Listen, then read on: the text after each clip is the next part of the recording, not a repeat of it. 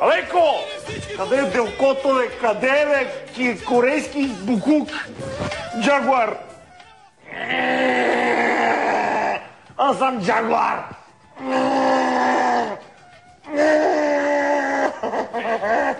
Гледате ли Вип Денс?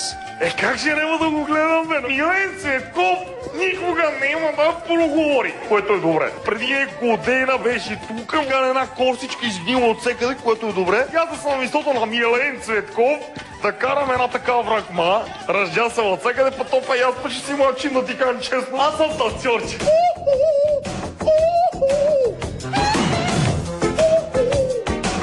Майкъл Джексън почина, всички деца ще спят спокойно. Но не забравяйте, че Владо Кузов дете ще дойде към вас. На кого още сте оправили колата? Значи Яне Янев идва тук. Значи като му обръщаме един шамар, че му обърне бехката от другата страна. Много ме нервира. Претенция. Боби, подслушват ме. Викам, кое бе, бате, те послуша? Кой да послуша те, амбряш? Филтър, ангренаж, пичове. Значи малко по-мъжкарче да го дава. Ходи ми като Лебедово езеро. Амбряш, помпозен нещастник, комар. Яне. Сопол. Какви са проблемите на националния отбор?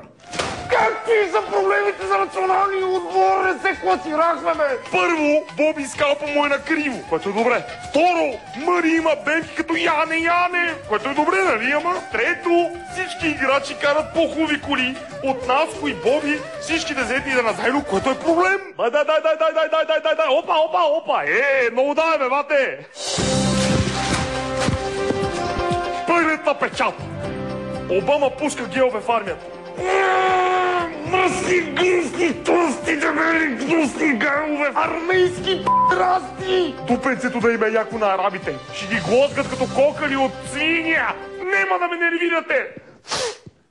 У армията влизат сополи, гниди, фалафели, въртици тръби. Влизам у армията с пушка да си въртат тръби. Що за армия е това, бе, Обама? Ама гей в армията ми, как ще държи пушката този гей в армията, бе? Как ще държи пушката?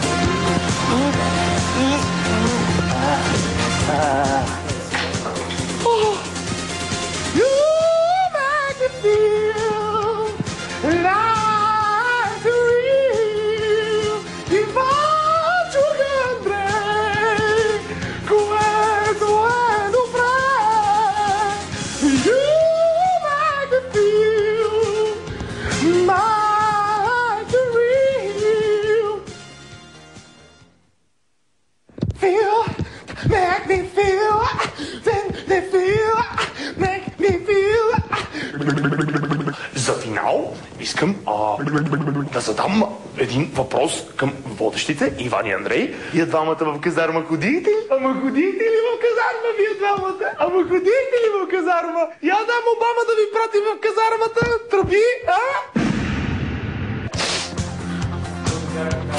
Не се кнася върху ягуара.